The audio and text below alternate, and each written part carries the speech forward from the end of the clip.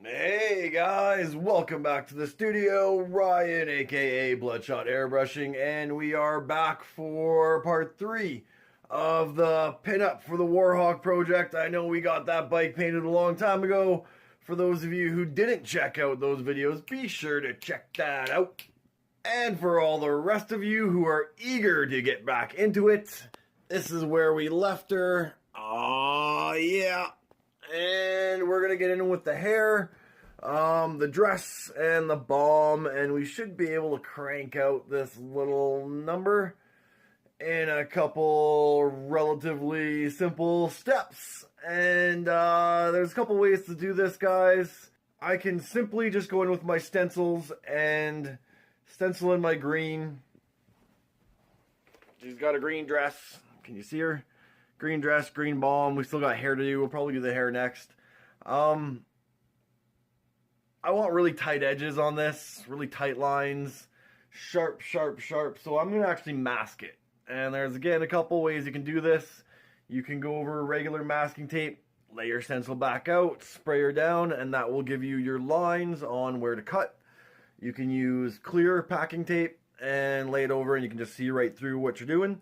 And that's where I'm going to go today, guys, because I want it to be pretty precise. Alright, guys, so I'm going to flip you guys into the good old tripod, and I'm just going to blast through some masking, and you guys can see how I do. And again, this is just one way. There are multiple ways.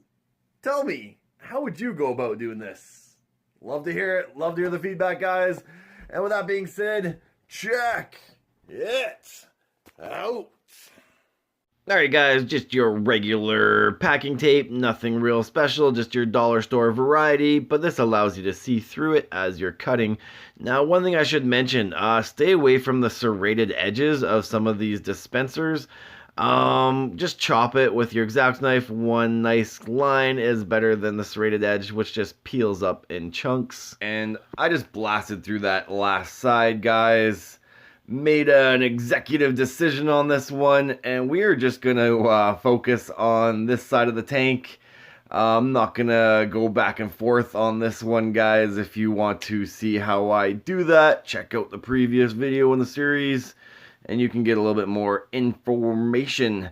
But for this one, and for the ease of operation, and to keep it moving a little quicker, we're just gonna focus on the one side. So, after I've laid out my packing tape, guys, just chasing that edge with my Xacto knife.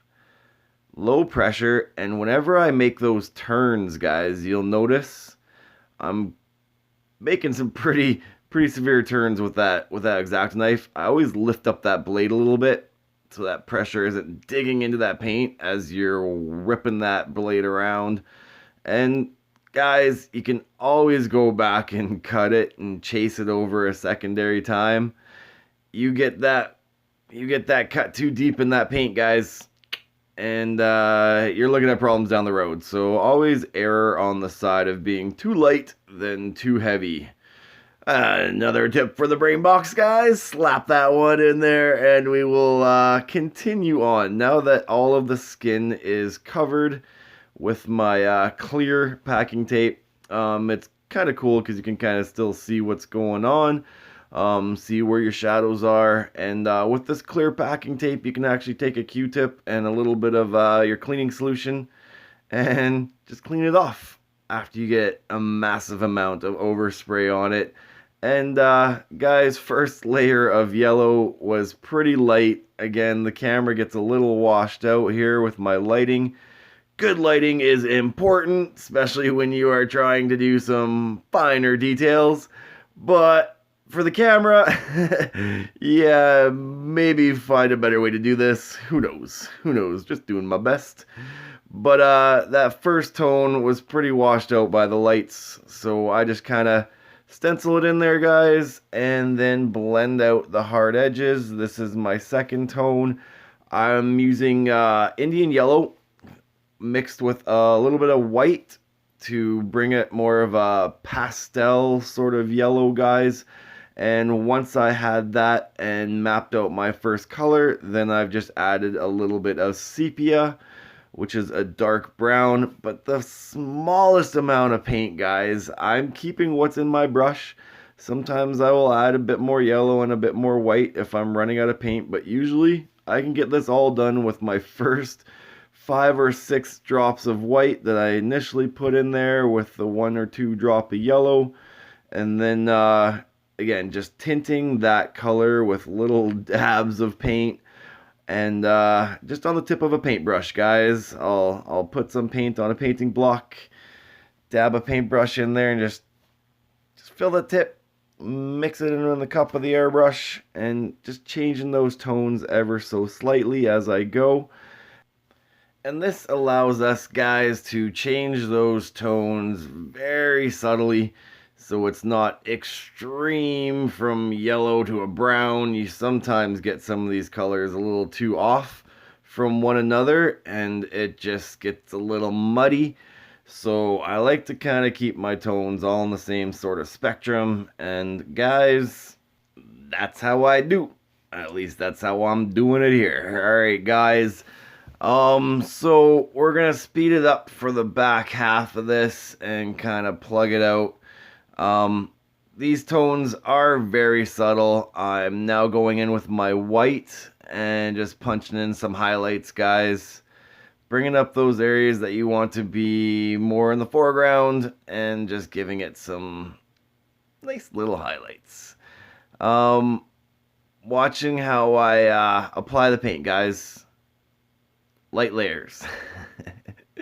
Transparent white. So I've thinned out my white.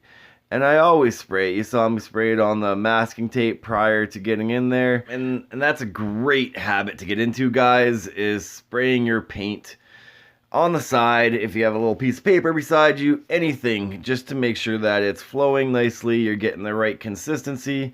Sometimes you want your paint thicker when you're covering big volume areas. For this, transparency is key. So always checking my paint when I'm mixing it off to the side, off camera here, guys. I add a little bit of thinner, check it out. Well, that's not thin enough. Add a little bit more thinner, check it out, and repeat until I've got the consistency I'm looking for. And the little blowback method, guys. So what I'd like to do after I've mixed my paint and I've got my thinner in there is I'll pinch the needle with the tip of my forefinger and my thumb, and I will add some air, not pulling back on the trigger, just pushing down, adding some air. And what happens pinching the top of that is it causes the air, or ceases the air, to go through the end of that, and it pushes it back through the cup, mixing that thinner and that paint back in the cup. So nice little trick. I use it all the time. I know we haven't done many videos of me actually physically mixing paint on screen, but we will get to that in the beginner series, guys. I've got lots planned for the beginner series. That's another one where unfortunately I don't get paid to do that. I am doing that for you guys, and as soon as I get some time, we will bump out a bunch more videos, guys. But for now, bills gotta be paid. You know what I'm saying, right? You know what I'm saying. So, using a stencil here, guys, just to get some of those 3D edges, making sure that my shadows are nice and crisp, adding a dimension and an edge to some of those fins, I guess you would call them.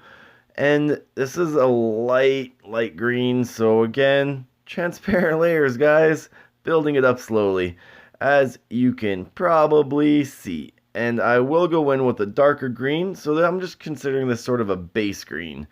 But even at, I think this is like 8 times the speed, it still takes a while for these colors to get added. Realizing I've got that arm masked and that stencil isn't quite necessary, just bend it on up and keep on rolling. Right, guys? That's how we do. We just go with the flow. Ain't gonna stress it, just gonna keep on rolling. Alright, guys. Getting in some of these shadow areas. Again, building it up with my lighter color. And all I'm doing is, as I move to darker greens, then those areas become a little more precise. So I just kind of dusted the entire area there with my green, and all my areas that were white now have just the tiniest little bit of green on them. And this helps to bring all these tones together at the end. And once you do finally punch just the tiniest little white highlights, well, then they do sing on top of that light green that the white was just applied to. So something to keep in mind, guys. This is reasons why I like to dust it, right? You pull it back after you're done your colors, and you just kind of dust the entire surface so that some of those whites that you've saved, well, they're not pure anymore. So that when you do go back in with your white highlights, you're just bringing those tiniest little areas to life. And that's what makes it sing. Having these big chunky highlights don't usually do it. Having these little tiny ones that expand out into the colors below them, that's how you do. Well, that's how I do. And if you're learning from me, well, I guess that's how you're going to do it too. Alright, guys. Stencils. Again, business card. One of my favorite little stencils. And wouldn't you know, I get them fairly cheap, so I've got a box of them. Every once in a while, I change up the series of business cards, so there are some I don't use anymore. Well, hey, I've got boxes of them. Don't let them go to waste, guys. If you're gonna join the ranks of us starving artists, then you gotta be thrifty. You gotta, well, let's call it what it is, man. You gotta be cheap. Alright, so some real-time guys kind of see me getting in my little, I guess, rivets. I'm not going hyper detailed with them, so I'm just blasting in some darks, and I will go back in with my highlights and give it just a little bit of a highlight, and call that done. Super easy, but again, they're pretty small, so not hyper detailed. And guys, stenciling. Again, going back in with my stencils. Just a quick straight edge, and that gives me a little bit of a 3D effect on those fins. That's how I do. At least that's one way. And blending it on out. Once you get those hard edges, just blend them out a little bit. Alright guys, going in with my final darks here. And I think that's that. Yep. Yep. Now's where we punch in those highlights. So what you saw me do right there, guys, was my highlight with my white. It was just a little too bright. So I just used my thumb like an eraser and just sort of rubbed it down a little bit. And then you see me use a Q-tip on another area where the white got just a little bit too bright. So I just get that Q-tip ever so damp. Alright. And I just dab it a little bit, and that just brings up a couple layers of that white. As you're doing multiple passes, you're building those layers up. Well, you can take those layers down. I like to use a Q-tip, or I guess my thumb, and seems to work for me, guys. There's other ways to do it, but here we go. Adding those little highlights to the rivets. Just taking my time. Making sure that tip is clean, which is probably what you saw me do there, is pull away, tip dry, clean her off. Another thing that I will do, guys, sometimes this takes a little while going from side to side, and believe it or not, the paint does change over time in your airbrush. The longer you have it in there, it will dry out. The reason why I like using the Fantastik solution is the soap, guys. It actually prolongs the amount of time that you can keep that paint in your brush without having it dry out on you to where it becomes sort of unusable. And what I will do, guys, as I was alluding to, is every now and then I'll just add another drop. If I'm spraying for a prolonged period of time, just add another drop of that Fantastik and water solution, guys. If you haven't seen the hack video, it's 75% water, 25% Fantastik, and I use this for cleaning my paints. I use it for cleaning my airbrush. I use it for thinning my paints, cleaning my hands. So it's my cleaner, it's my thinner. I use it for a lot of things, and I recommend, if you can't find something similar, there's other videos on YouTube of guys using other products, This just happens to be what I've used for decades, and it works so great that I've never had to try anything else. All right, but again, guys, some real time for ya. Just kind of gonna crank out some darks, mapping in my areas. This is just a sepia, so straight sepia, a little bit thinner. I thin out all my paints at this point, guys. It is pretty thin, and this allows you to build those layers up slowly. And if you make a little bit of a mistake, well, it's a little bit of a mistake because you're building slow layers, adding colors lightly. Handy trick, guys. And this is what the airbrush kind of is good at. You know, if you're going to be slamming paint on there, go get yourself a spray can. But airbrush is a finesse tool. You just lightly add those colors on, build it up slowly. I know a lot of you guys dig the real time, so I'm trying to keep a little bit more in this video for you. Not always the easiest. This is a couple hours of work and trying to condense it into something that I could put on YouTube and doesn't overextend my phone. Guys, I'm still doing all this on my little phone here. It's got its own problems in itself. Memory has been a constant thorn in my side. But we will upgrade eventually, somehow, some way. I'm not too sure how, but we'll figure it out someday. And again, adding the little dots for the rivets. Gonna go in and add some shadow tones to make that edge look like it is wrapping around. And slowly applying my paint. Da-da-da-da-da-da-da. Loving every minute of it. Alright, what do you guys think, man? Is there anything that you are unsure of? Is there any questions that you guys have? Drop it down in the comments. Hit me up with your questions, guys, and I will get back to you. I hope that these little tutorials help you guys along your journeys. I know these things weren't around when I started my journey. I kind of wish they were. But let me know what I can do for you guys, because this is the whole purpose of this channel, is making you guys better. It's kind of neat. The little side benefit to me is having to really think about what I've been doing, guys. A lot of this has just become second nature.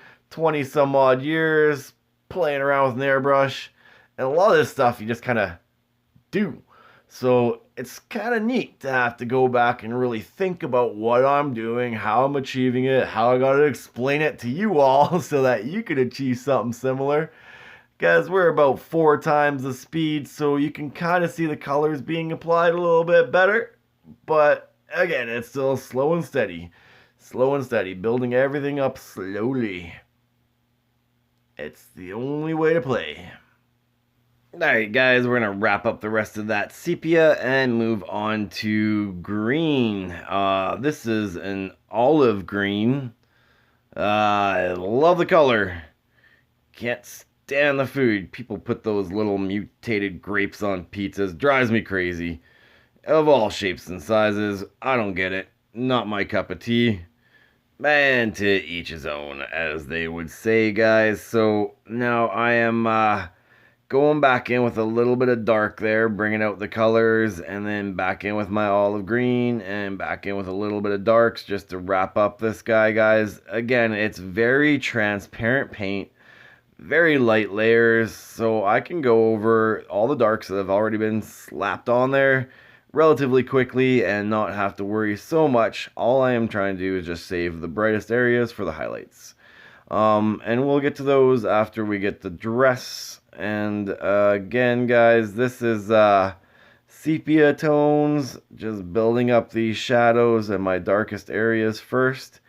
I'm using a brown, knowing that I'm gonna pretty much go over the whole thing with my green, which will kind of bring the whole thing into the same color spectrum. And whipping out the French curves. Like I said, guys, this is one of my favorite stencils. I use it quite often.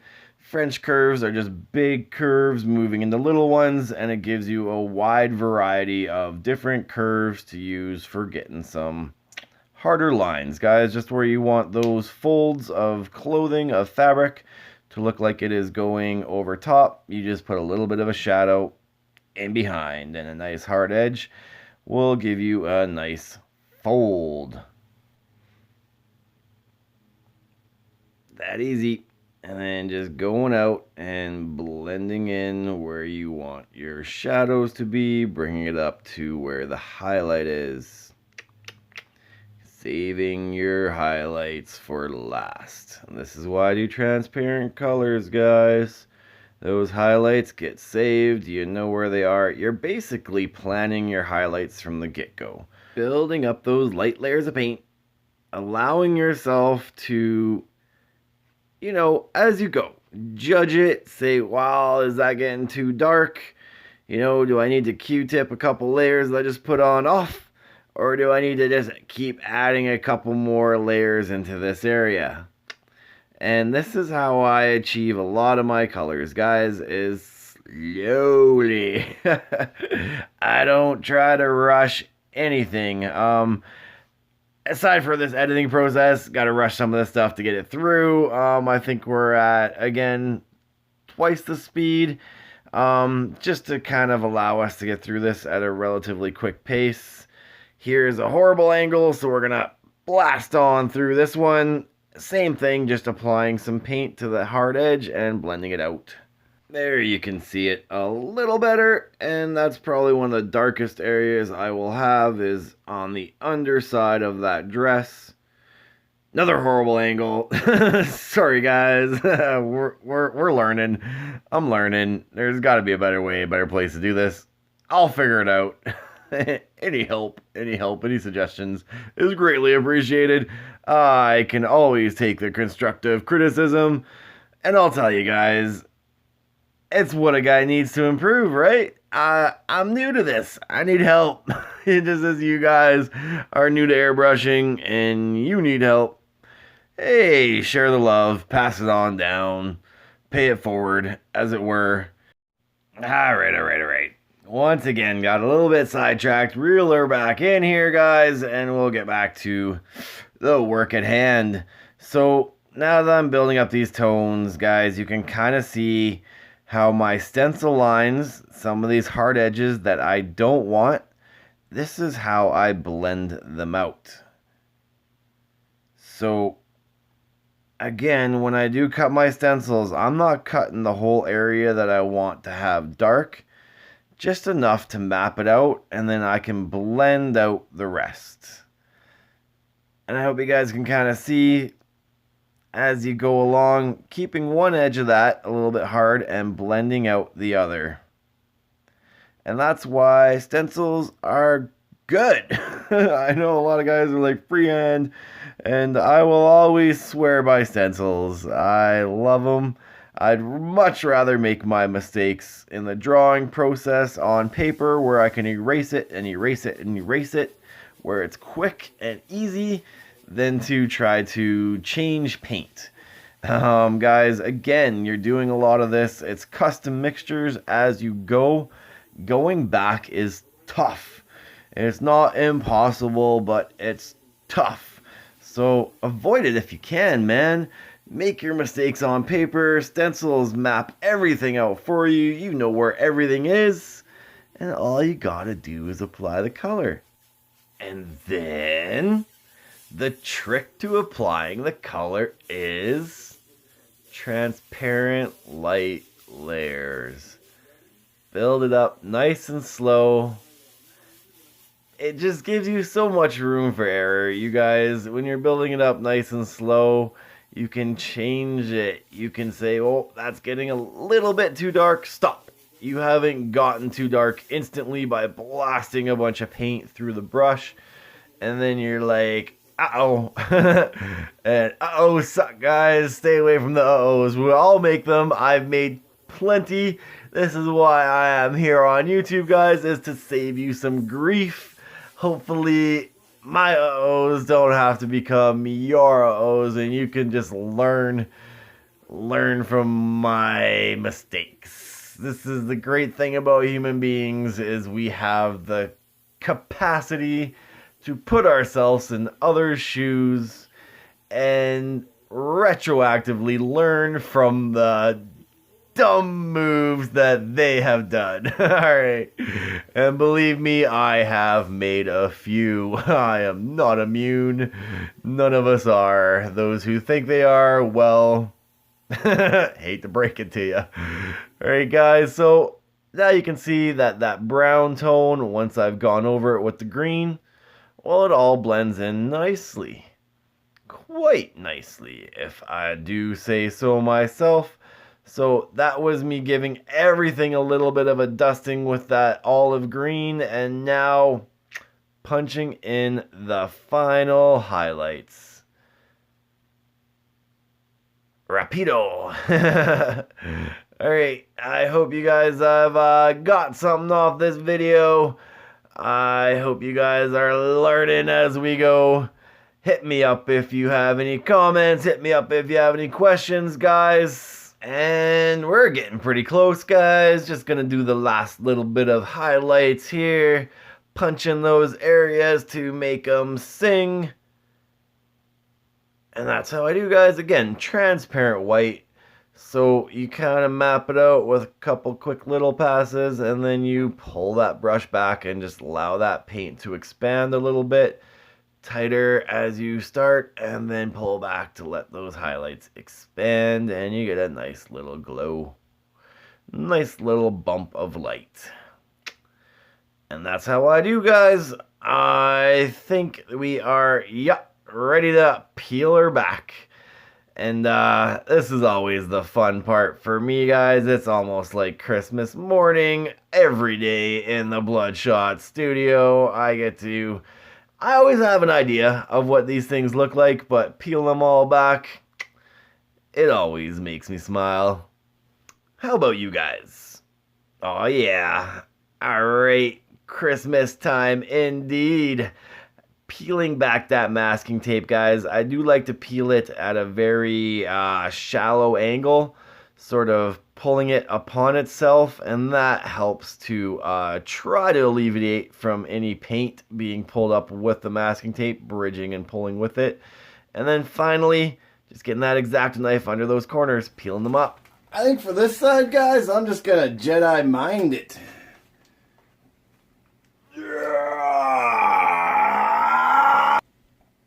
Oh yeah, alright guys, there you have it. This came out really clean. There are times where I have to go and do some paintbrush work just to tighten up some of these edges.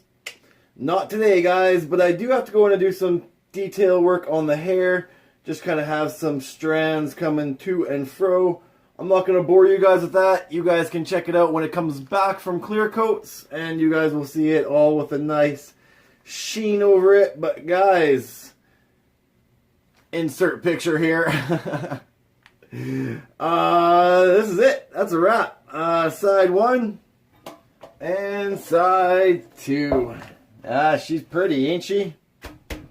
Well, I hope you learned something in this little tutorial / me just getting paid. And until next time, guys, like, follow, subscribe. Thanks for coming along for the ride. Cheers. Stay tuned for the next video in this series, guys, where we get to see this bike all put together. Oh yeah, and be sure to check out my other videos, guys, airbrushing hacks and beginner tutorials. Cheers.